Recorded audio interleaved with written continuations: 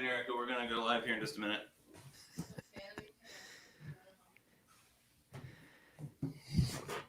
Hey, guess what? We're live already. Oh, all right. Sorry, no one's here yet, so we're good. So up in the top left-hand side of your screen, you should see a counter that says how long we're live for. Oh, there we go. And okay. And there's also an eye there that tells you that there are people there waiting. Now we've got 2 people. We should probably get going. So, ladies and gentlemen, boys and girls. Well, let's stick with the ladies and gentlemen because we do actually have Paul Strickland here today. And Paul is a guy that I met last year at Stone. That was a sneak peek of him, by the way. We met at Stone Soup last year. There were something like 10 of us all staying in one house, and we were all going to be performing for a New Voices concert. We all had 10 minutes each up on the stage, and Paul was one of the people that was staying at the house, and it was absolutely fabulous. Paul and I ended up bunking up together because more people arrived, and so we shared, and it was a lot of fun.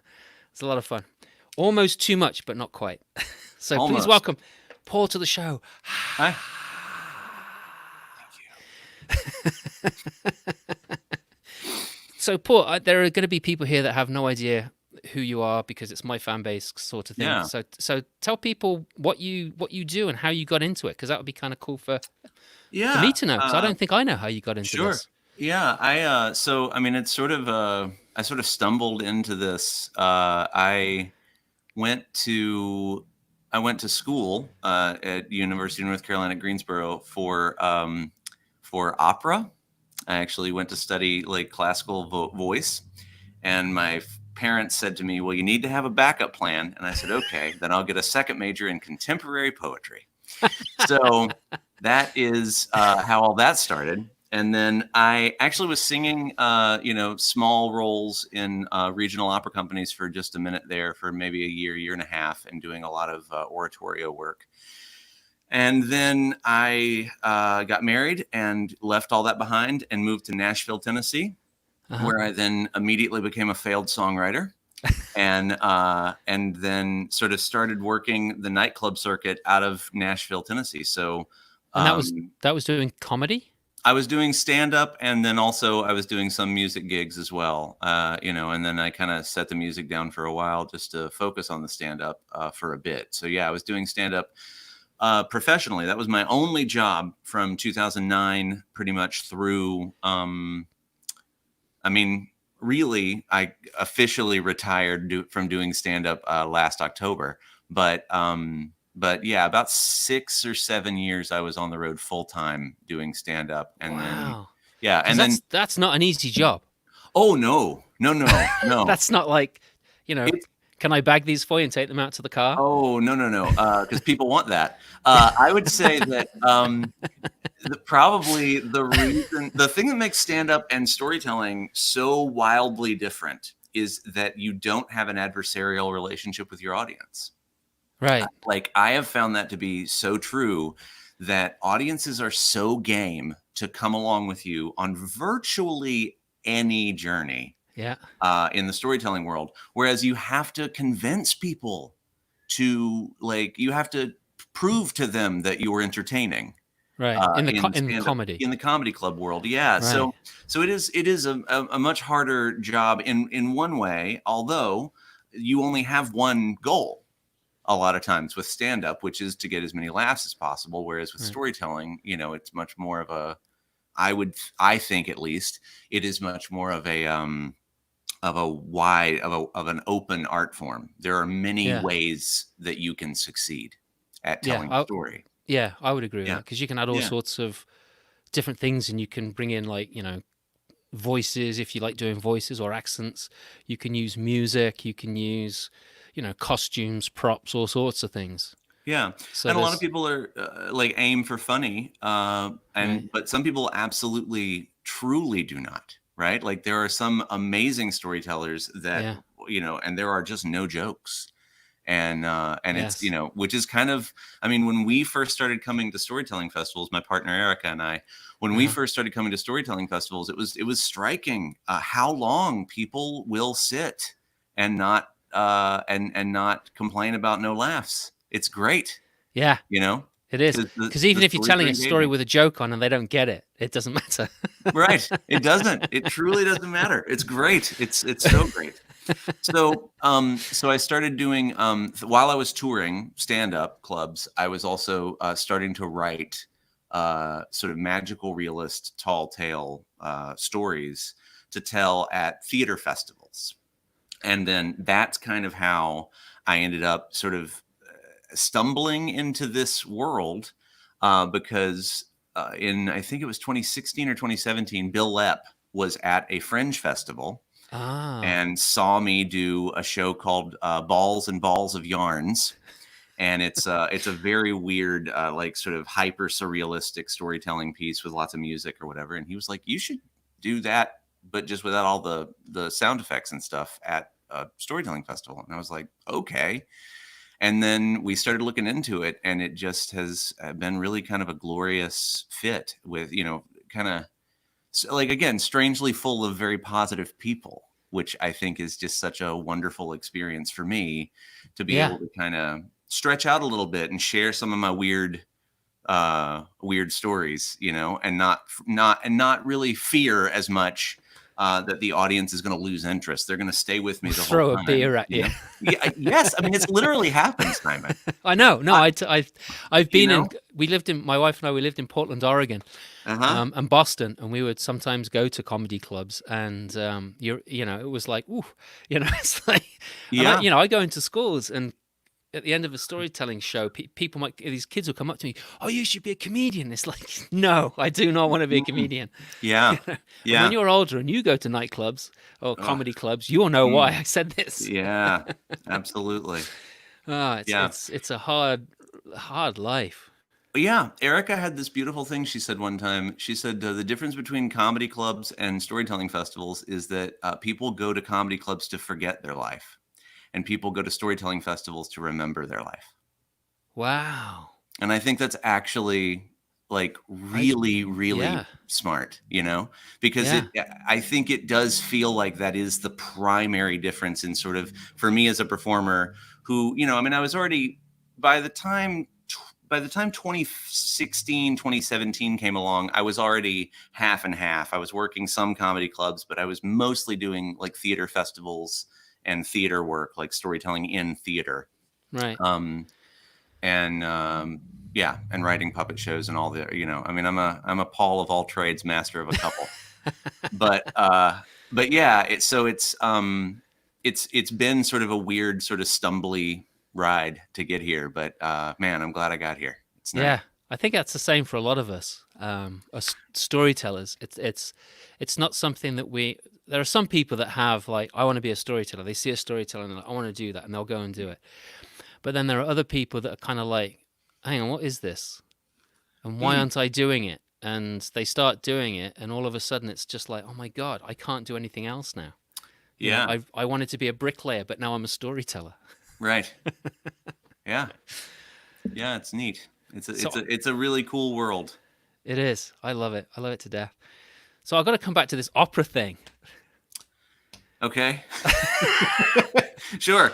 You threw me a line and I caught it, and I'm holding on to Fair it. enough.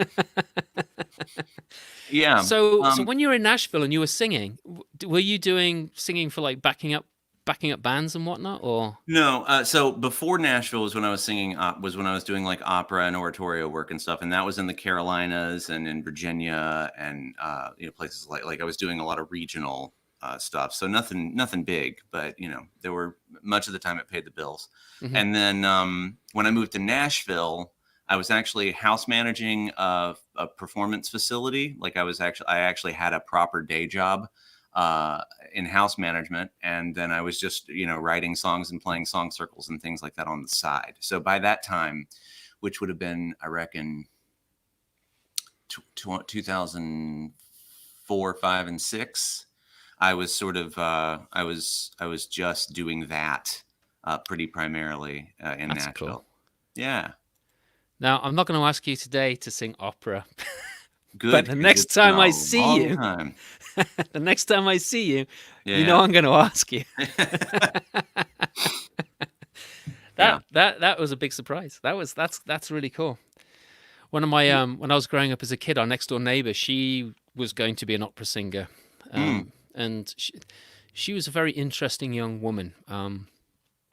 She was one of four kids actually, and the father was a doctor, and she had this amazing voice, absolutely killer voice. But she Mm. decided that she liked smoking cigarettes, and so Yeah, she that'll do decided it. to do that because she had this chest infection. The doctor said you either got to give up cigarettes or opera singing. Which would you like to give up? And she said opera singing, and I was kind of like, what the heck? Wow. So Yeah. yeah, it was kind of odd because she was Yeah. amazing. She had a really Huh. good voice. Hmm. Oh, Tom's joined us. I Hey, saw Tom. I saw Karen. She mentioned a thing earlier. So Tom Davis and Karen Page Davis. Oh, you're on the big screen. How do you feel now, Uh-oh. Paul? Yeah, here we are. Like the Sunday night football. Oh, Kieran and Tom are gonna hear. They've heard this story very recently, actually. Oh, they So, did. yeah. Oh, well, they Mm. can if they don't like it, they can always drop off. But maybe they Yeah. want to Fair hear it enough. again. Do you Yeah. want to? So, I got to tell everyone that Paul, is this from your new show? This song, this story? It's not actually. The Oh, story that's in the new show is Eddie Mulligy. yeah. Which is Paul played it for a number of us, and then he performed it, and it's an amazing story. There's something about Paul, something that I really love about Paul's work, which is that, and I'm saying this as if Paul's actually not here, Let's pretend. but there's his skill set and his surrealism, and the stories that he tells contains this pith of deep empathy Hmm. with the universe and the world, this compassion for the universe and the world around us. And so when you're listening to what at first is like a ridiculously crazy story, suddenly starts to come down to this amazing place of compassion. And that's what I love about your work, Paul. It's absolutely Thanks, Simon. freaking awesome. It Thanks a really lot. is. Thank you. So do you want to do your new story song thingy? Yeah, actually, I mean, Jig? mostly just, it's actually my, I decided, when I first entered the storytelling world, looked around at what some people were doing, right? And Uh-huh. I noticed these historical stories that I thought were fascinating, people telling historical stories. Right.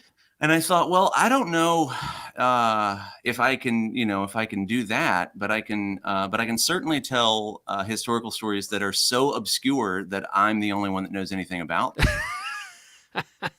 And so maybe I'll tell one of those, which is what this piece is, and it has a little bit of music near the end of it. It's about the origin of rest areas, and Nice. We all yeah, need to know so that. That's an important, that might be on a quiz sometime. We might need to yeah. know this information. The origin of rest areas. Yeah, All you right. will.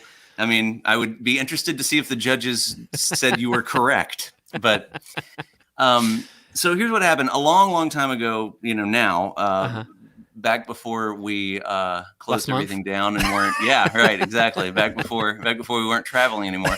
I was, traveling quite a bit, and I would go on some of these gigs, alone. Erica has work here in town, and so.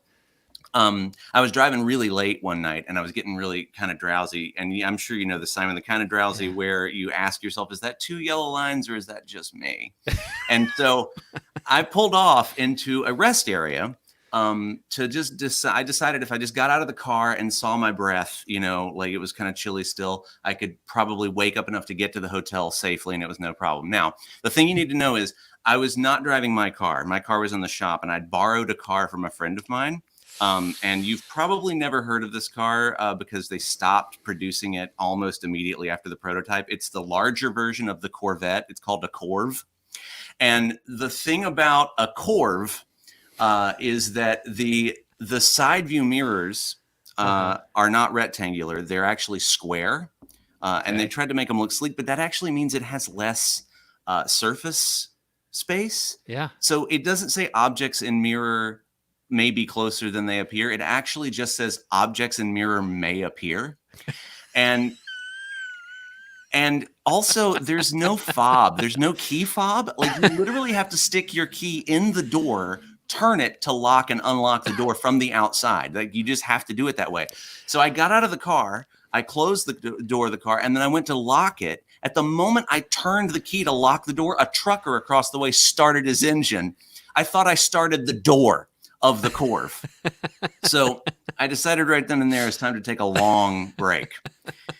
So I walked into this rest area. Now, from the outside, it just looks like a normal rest area. There's a sign on the outside that said tour guide inside, which I thought that was interesting. I never knew that I needed a tour of a rest area. But as I was walking in, you can see through the door, there's like plate glass, and you can see through the chicken wire, and you can see inside, right? And there are two slat wooden benches.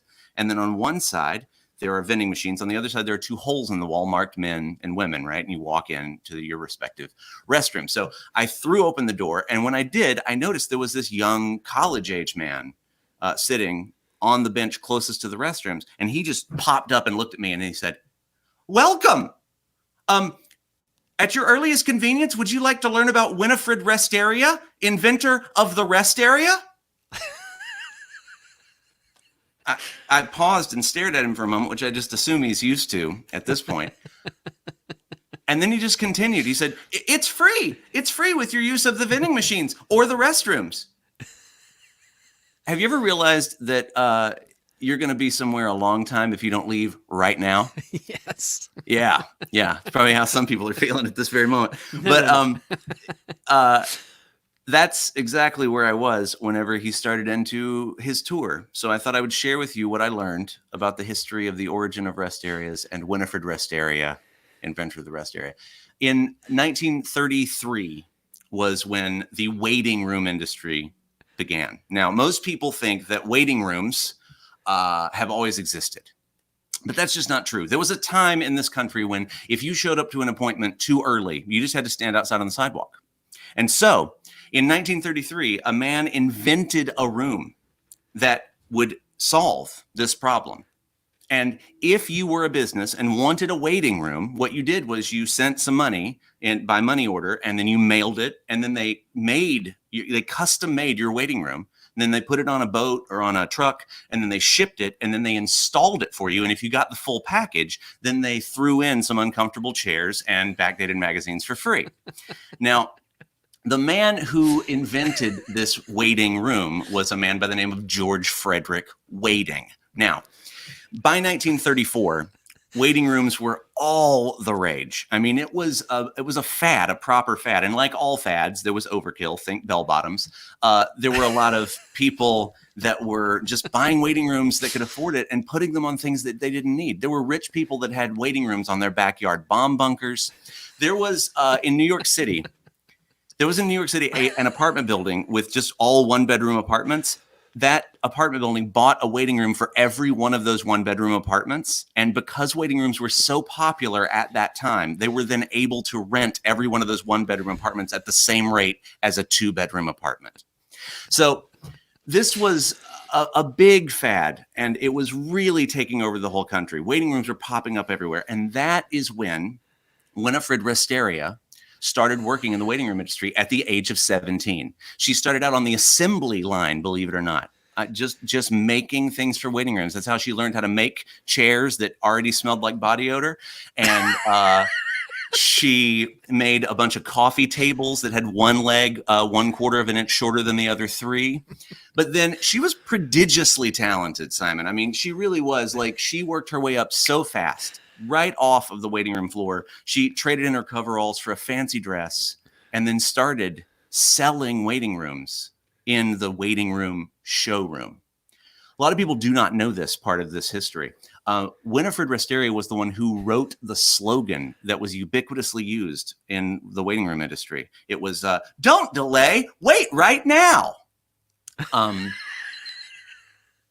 It didn't take her long, though, before she was promoted yet again. And she became the youngest waiting room inspector in history. At 20 years, 3 months, and 17 days, she became the youngest waiting room inspector in history. A huge, huge accomplishment.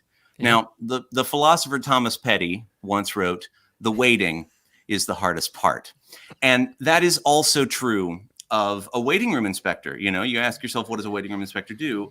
After they go through their checklist, and then they stamp their seal of approval behind that door that's always open, which is why you've never seen it. Then they have to just wait to make sure the room does its job. And often a waiting room inspector would be required to inspect at least 2 rooms a day before they stuck that room on the boat or on the truck and sent it off to its respective home. So a lot of times the occupational hazard for waiting room inspectors was just insanity.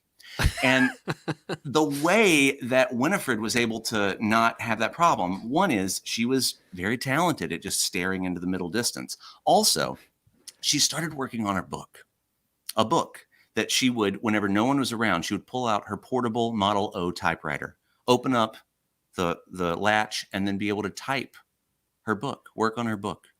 Yeah, which was unfortunately never published during her lifetime. Why was she writing a book? Because she was a working class hero. I mean, people were rooting for her all over the country that couldn't believe that someone at the age of 20 had become a waiting room inspector that quickly, that young.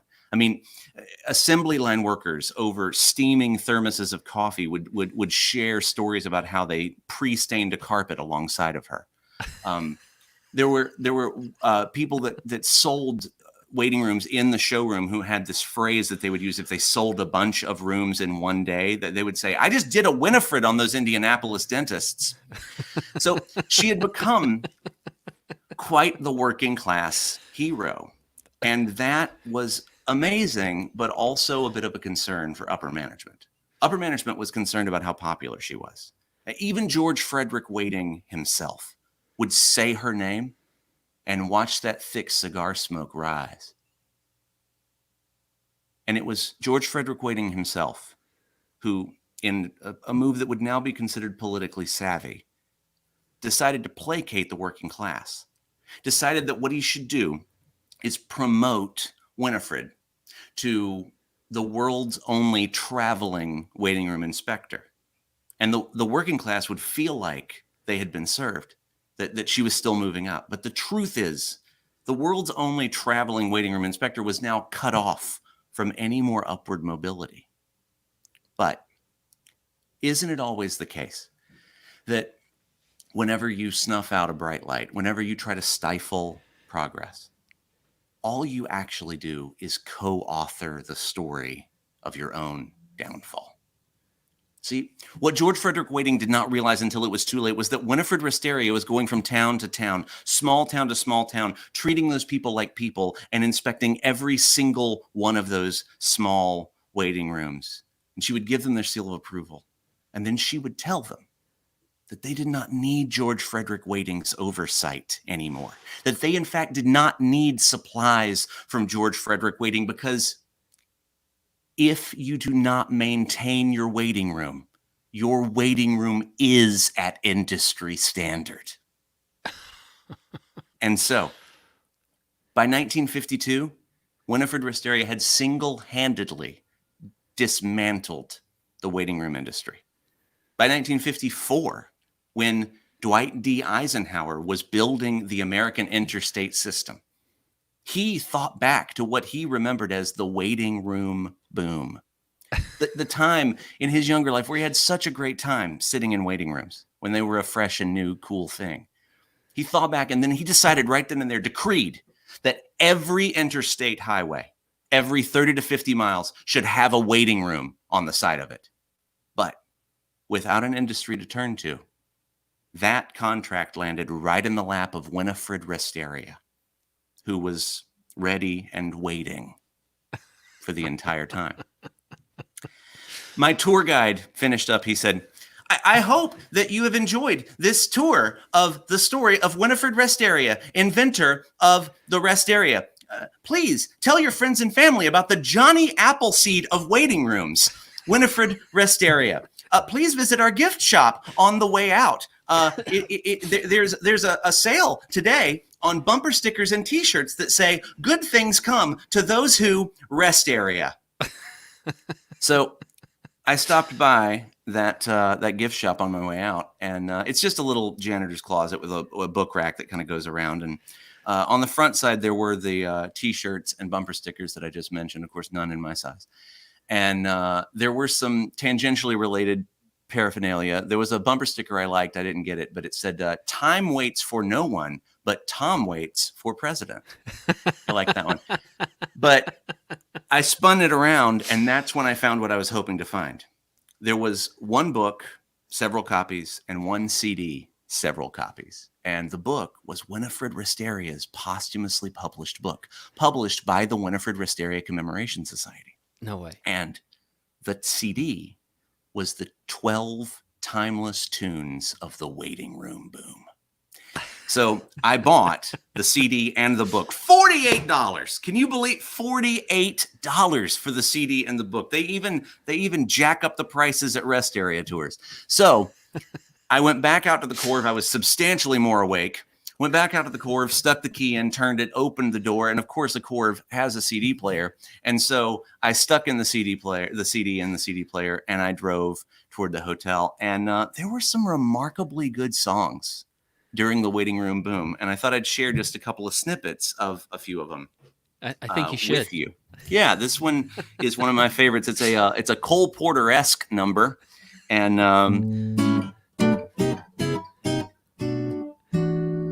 loiter with me, won't you? We can wait here, just we two. But if you have to go, I just want you to know that I would dawdle here alone for you. I would wait with wild abandon for you, my loitering companion.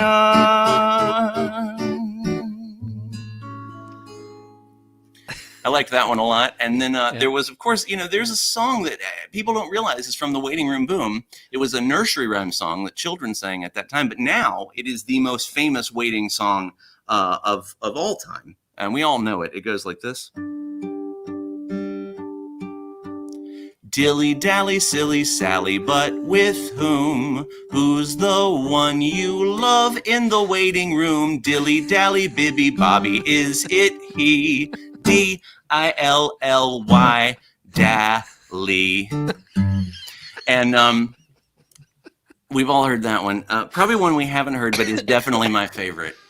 Is the song, the songs from that era, like the Twist or the Mashed Potato, where they teach you the dance to the song in the song itself. Right. There was one of those, and I love this one. It's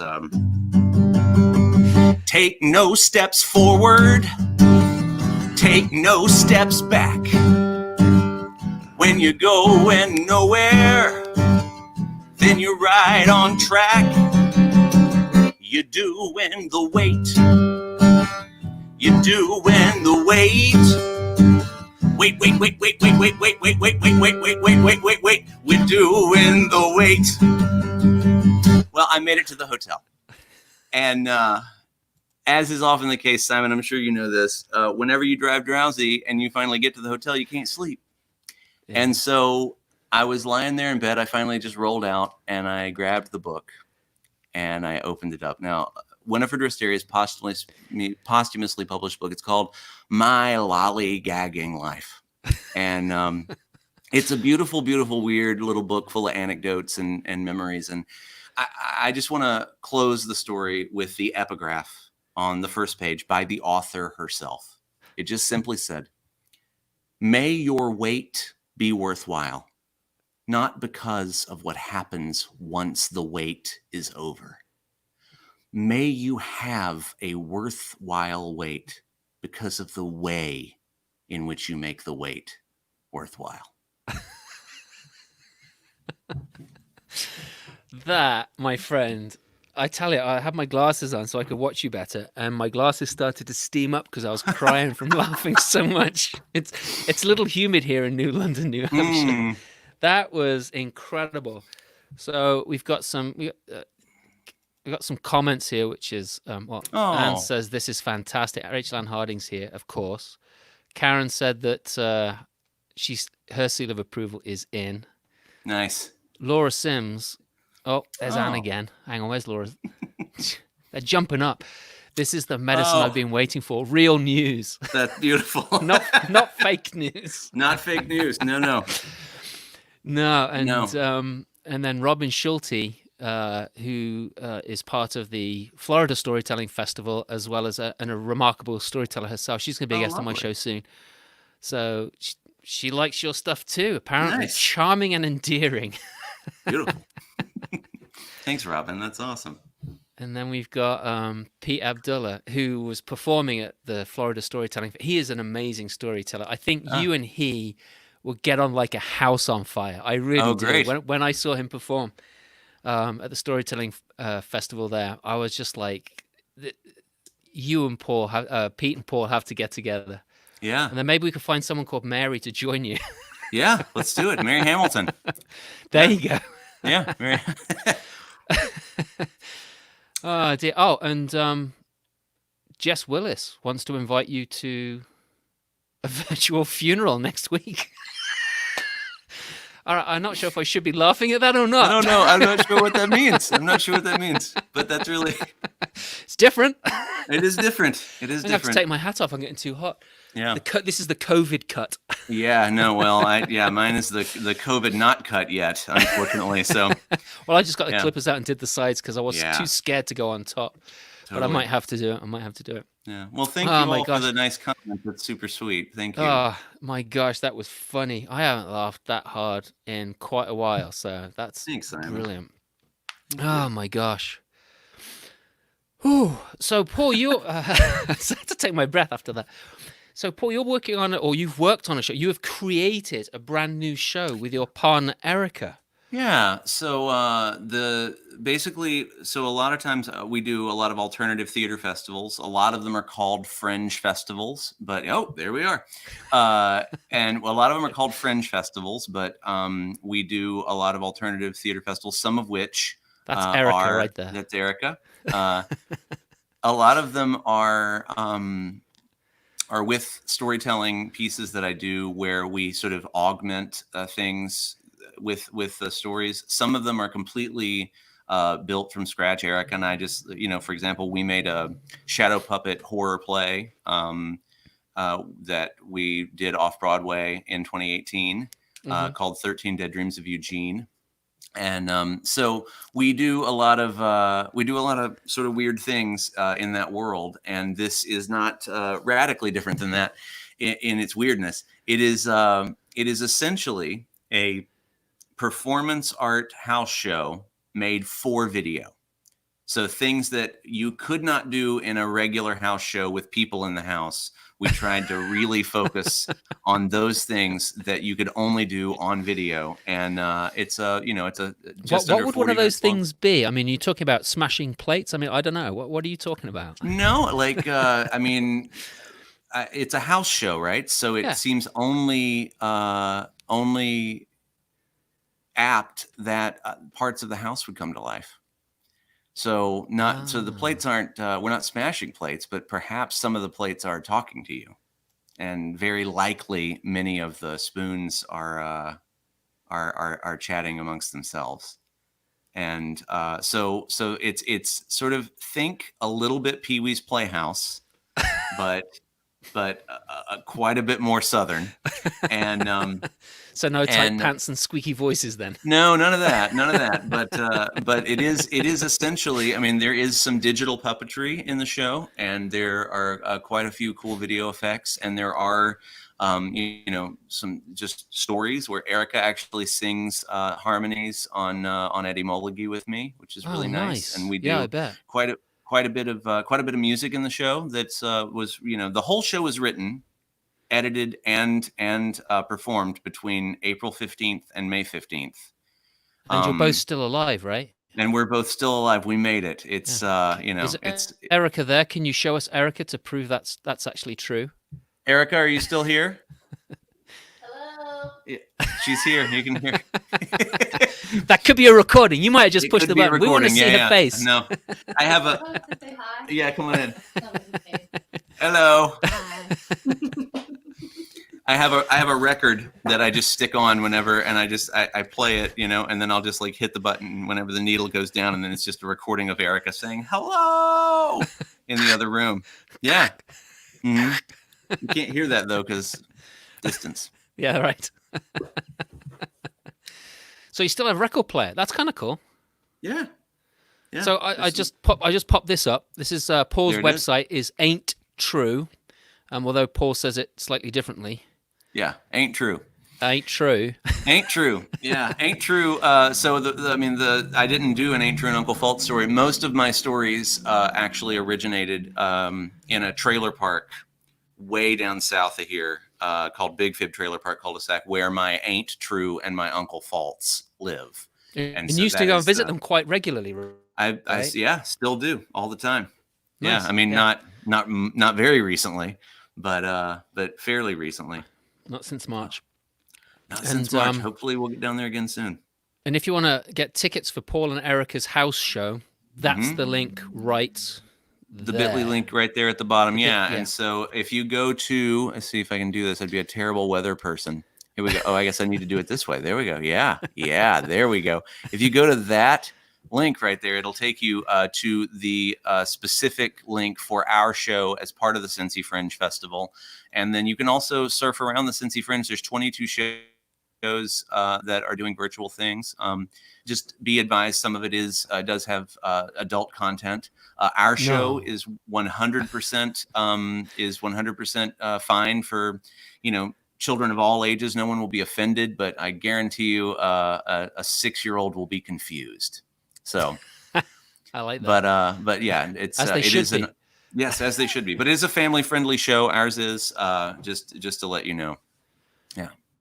All right, what I'm gonna do is I'm gonna show just the link because then it will be a bit Nice. bigger. There you go. Look at that. That's what I was working on just there. I'm so impressed, Simon, with how well you are navigating all the technological bump that we all have to sort of figure out how to go through. Perhaps I you know were for ahead an of the old curve fart, I'm already. doing all right, aren't I? I mean, it's really I'm struggling with it. I mean, I'm certainly every day I'm getting a few new skills and trying to figure it all out. But man, it is truly it is not my personality. It's not my jam to be on top of the technology. I mean, you sent me that thing and we're like, if you want to share this on Instagram, and I was like, if I knew the password, I would do that. If I knew how to get to my Instagram. Well, that's why I said you don't have to. It's okay. I'll be putting it on I'm there. glad you did, because I was like, I got nothing. Ah, dear. So what are you guys doing to keep yourself sane? Now we know that she's alive. Yeah, we're both continuing to work. We're doing lots of future projects. I've got a puppet show that I wrote for. Oh, hey, Gene, that's lovely. Gene Willis and Bob Willis are friends of ours from here in Cincinnati. And actually, I was just about to talk. Bob used to be on the board at Madcap Puppet Company, so I am writing I have written a show for Madcap Puppet Company that didn't get a full tour because of COVID. And so we're going to be doing essentially a film of the puppet show. So Erica and I are going to be working on that pretty heavily over the next 3 or 4 weeks, and that'll be nice to get sort of a good recording of a puppet show that I was actually very proud of. That we didn't get to do any public performances, right? Because we were going to do those in late March, early April. So yeah, we're working on that, and I've got several virtual things coming up. I think, are you performing at NSN as well, Simon? Yes. Yeah. So I'm doing a spot at NSN as well. If you want to plug that. Yeah, sure. We should NSN actually. thing. Actually, there's 2 events that I should probably plug. 3 events. This is a very busy weekend. Let me take my hat off for this because I'm getting serious now. Oh, here we go. So Saturday at 11 o'clock Central Time. If you go on Facebook and find the Hans Christian Andersen Storytelling Center page on Facebook, it's going to be the first day of the Hans Christian Andersen Storytelling Festival. And this festival is going to run every single Saturday at 11 o'clock until 12 o'clock Eastern Time. And we've got storytellers from all over the world who are going to be performing at this, and it's going to be all Andersen stories. Now, I have a small confession to make, is that Hans Christian Andersen stories have not always been my favorite folk tales. There's been a few of them that I've really liked, but there's been a lot that I'm kind of like, it just makes me roll my eyes. But having been involved in this festival now, I've actually found there's some very deep, passionate, meaningful stuff in there, and there's a lot of compassion as well as unrequited love and other stuff like that. But like I said, we got storytellers from all over the world telling their interpretations of these stories, so it's going to be amazing. And then Jessica Robinson, I have to give a shout out to her because her show, which is called Better Said Than Done, and I think her website is bettersaidthandone.com, I hope. She has got a show on Saturday evening, which starts at 8 o'clock Central Time. And Rachel Ann Harding is going to be performing. I'm going to be performing. Ingrid is going to be performing. Great. Yeah. Right, Ingrid Nixon. Yeah. Yeah. And some other people are also going to be performing. And Jessica is also going to be performing. So Jessica, Ann, and I, the three of us performed at the Exchange Place at Jonesboro a couple of years ago. Yes, right. Yeah. But we were on the same show. We were. That's right. We were on the same show. Yeah. You know, I was writing all this PR stuff saying that we met at Stone Soup, and I was thinking that's not quite right. I'm sure we met before then, but yeah, we did. We met at Exchange Place in 2018. We did. Yeah, totally. I'm doing Jessica's show on the 18th, I think. June? June 18th. Right. Yeah. Okay. So the Better Said Than Done on the 18th. But yeah, definitely check out that show, Better Said Than Done, that's coming up great on show. Saturday. It's a great lineup. Yeah, Just a great lineup. And then we've got the NSN, the National Storytelling Network. Which is storynet.org, which is a bit odd, but it is what it is. Storynet.org. They're doing a virtual conference/festival, and every single region across the states is doing a spotlight or a showcase of some of the favorite tellers, their best tellers, favorite tellers. Paul is just found out yesterday. Yeah, I'm representing Kentucky in the Southeastern Conference there, which is nice, and that's actually a really good lineup. There are quite a few that are on there. I think Tim Lowry is going to be on there, and I think Linda Schuyler Ford is on there. There's quite a few. They're both really good. Tim's yeah. I've seen some of Linda's work. She's really good. Tim, he just blows me away every time, and he's the perfect Southern gentleman. Sure. Yeah. I know that was bad. Yeah. Sorry. It's very specifically South Carolina. That guy. It's very specific to that region for sure. Yeah. But so that's gonna be fun. And what are you telling at the NSN as well, Simon? Yeah, that'll be on Sunday. That's gonna be at Sunday for the at Northeast, 8 o'clock. or yes, for the Northeast. Yeah, and we've got Tim Jennings, who is an exemplary storyteller. He's one of my favorite storytellers actually in the country. He's going to be performing, and he hasn't been on the circuit for quite a while, so it's going to be fun seeing his work up there. And I'm trying to think who else is on there, but my brain is just Val Tutson is going to be on there. Valerie Tutson's going to be on there. Oh my gosh, why can't I think of these people? I think it's because I was laughing so hard it just shook everything out of my head. But go to storynet.org and look up the festival, and there's a huge list of everything that's going on. I think Elizabeth is actually doing the keynote, which is going to be great. Elizabeth Ellis, who is the godmother of storytelling. So if you should just sign in for that alone. And it's a pay as you go, pay as you can, as well as like full price tickets. Or if you want to pay more, it's the same with Jessica's show, Better Said Than Done. You don't have to pay just $15. You can pay $25 or $50 or even $100 if you want, because all the money goes to us performers who aren't making any money right now. It is so true. But if you don't have that money, you can also pay $5 or whatever you can afford to get in there. So it's all good. It's all good. Oh my gosh, that was thank you, Paul. Thank you. I really enjoyed your company this afternoon. Yeah, this has been great. Really fun, gosh, Simon. It's so much fun. So I hope. We got a few more comments. Let's see what people are saying. Oh, there we go. Tom. Yeah. Yes. We do get up to mischief sometimes. Like when we were at Timpanogos, that was so much fun. There was Bill Lepp, there was you, there was me, there was Antonio Hosha. bunch of other folks, and Yeah. we're just sitting around this long table at the hotel, Having a good time. It was, having yeah, a it was good really time and the laughs. Oh my gosh, it was so quite much fun. fun. Absolutely. All right, well, I'll let you go. We'll have to do this again. Yeah, this was a Yeah, blast. I that's had a really great time, and thanks for having me on. This is such a you're cool thing welcome. that you've figured out how to do here. Well, thank you, thank you. Yeah. You know, there's part of me that is like going a little stir crazy, and there's part of me that like just as soon as the bans are lifted, I just want to get in my car and drive around and visit all my friends in far away places for Oh, just for shits and listen. giggles. We have talked several times now about like just getting in the car and driving south, just staying in Kentucky, Uh-huh. but driving south for about 2.5, 3 hours, and then Hmm. just turning the car around and driving back, just to be in the car.